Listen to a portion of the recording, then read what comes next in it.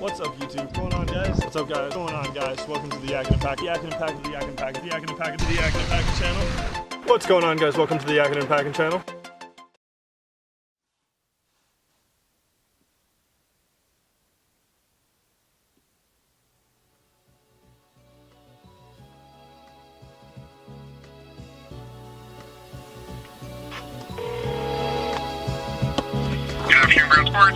Hey, JP, it's Sydney calling. I was just calling to make sure that it's okay to come get the felt bike that I purchased. Yeah, man. It's not going to be a rush.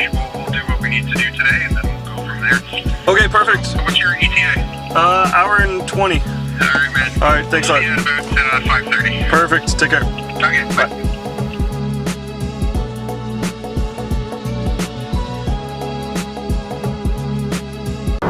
Bathroom break.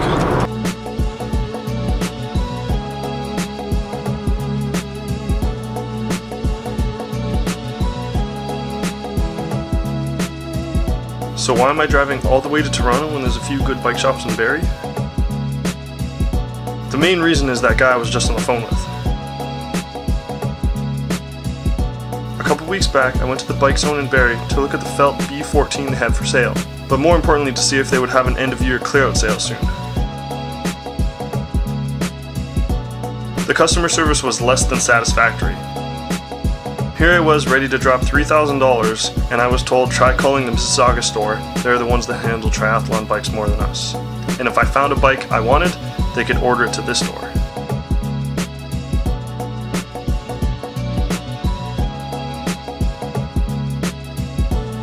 After calling the Mississauga store and talking to them for a few minutes, I realized that they're way more worried about money in their register than making sure the customer actually gets the bike they want. And if I was considering driving to Mississauga for a bike, I might as well check out every bike shop in the GTA, hence how I found Brown Sports.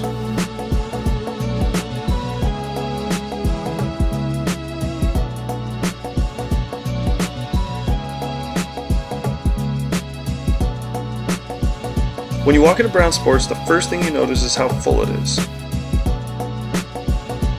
It's quite narrow and extremely long, and man is it packed full of stuff.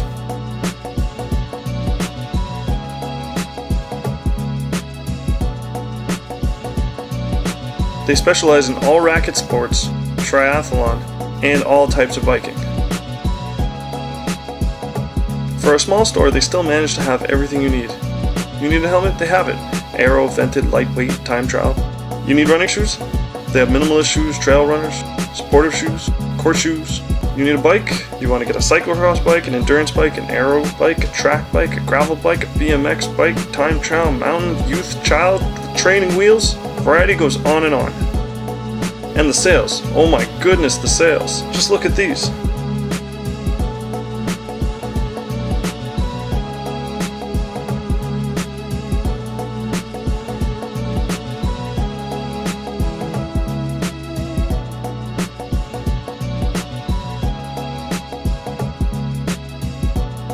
Then there's the upstairs. This is where they have everything you need for swimming, as well as their extremely high-tech bike fitting platform. It might look simple at first glance, but they have a motion sensing camera hooked up to a computer and a smart trainer. I don't do it enough justice, but basically they're able to make small tweaks to your position to see how it affects your power output, which is amazing for dialing in a perfect bike fit.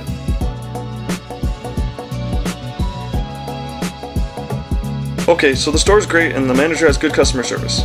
But I didn't know that when I called him. So what led me to Brown's? Well, of course the deals. But first when I called JP, he actually sounded interested in triathlon. He's raced them before, so he understood my needs and explained how he could help me find what I was looking for. And this guy seriously knows his stuff. Just listen to this. Core strength and flexibility are two highly prized and highly underrated attributes of a cyclist. That would get you way more than doing a couple extra hours of cardio like you on your bike. There's nothing worse putting so much time in the pool and you're just swimming laps. You're never going to get faster, right? If you actually break it down, do some interval training, break down your stroke, you're going to get a heck of a lot faster, a lot quicker. But like if you're doing a 750 meter swim or a 1500 meter swim in open water and you're avoiding submarines, as I call it, you know, it's a lot easier every few breaths just to get into that habit of just doing a quick sight of the buoy or the land, like when you know, before your race, get yourself wet, go sort of obviously observe where the buoys are, where you're running, Yeah. and then just have your own game. Don't follow somebody, don't assume they know what they're doing. Okay. That's like the worst. Not exactly advice that would help Alistair Brownlee or Jan Frodeno, but definitely helpful. He's much more knowledgeable than your average bike shop manager. It came down to the Felt AI16 and the Felt B14. When I went to do a test fit on the AI16, they had a large frame in stock, and he could have made it work, but it would have left us with minimal adjustability afterwards.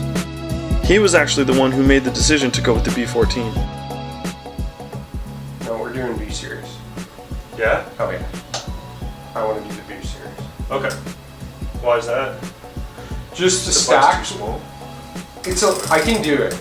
Yeah. The problem is what you're using it for is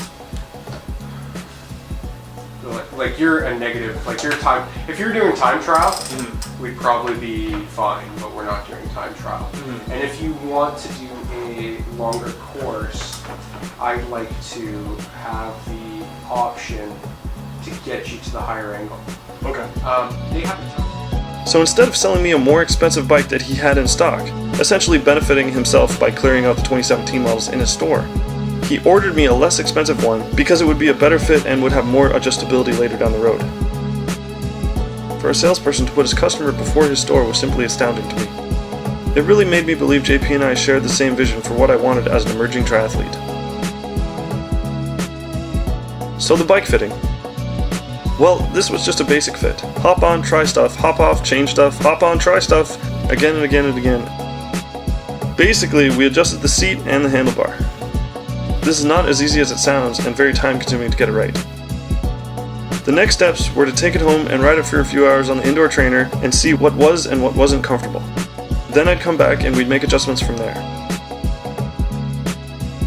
Only then would it be worth using all the high-tech equipment to really dial in the watts. Because if you're not comfortable on your bike, you won't be putting out maximum power, I can guarantee it.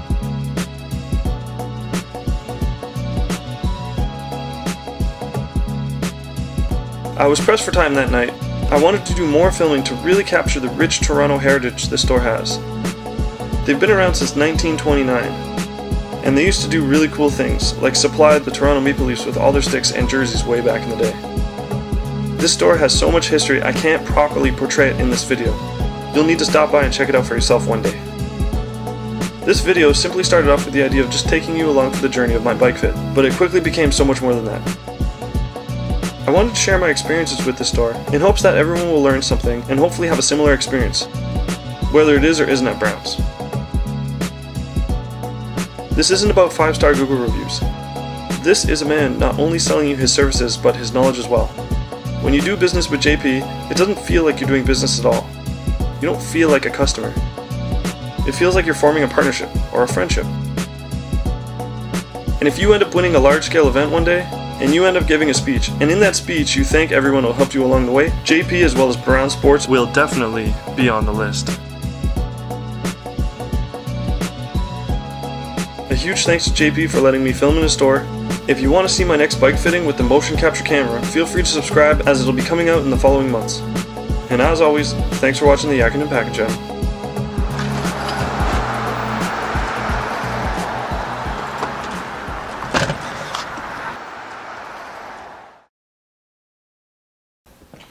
Doyle, take note, this is how to get B-roll.